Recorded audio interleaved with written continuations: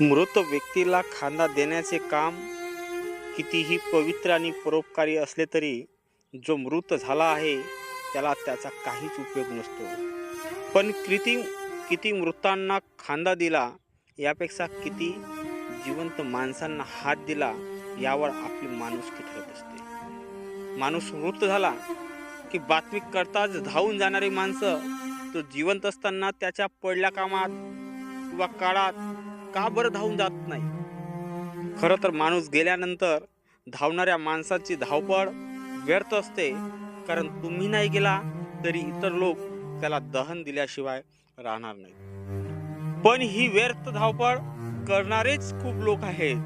खरं तर आजकालच्या या खोट्या दिखाव्याच्या शर्यतीत तू मोठा की मी मोठा ही क्षणभंगूर श्रीमंती दाखवण्यापायी माणूस माणसाला व आपुलकीच्या नात्याला विसरत चाललाय. म्हणून बोलतोय, जिवंतपणी जिवंत माणसासाठी जिवंत माणसासाठी जिवंत जगणार असणाऱ्या या अडचणीत सापडलेल्या एकाला तरी आयुष्यात खरा प्रामाणिक हात द्या. झालं गेलं विसरून तुझं माझं सोडून माणूस व्हा, मरेपर्यंत त्याचा अभिमान व्हा.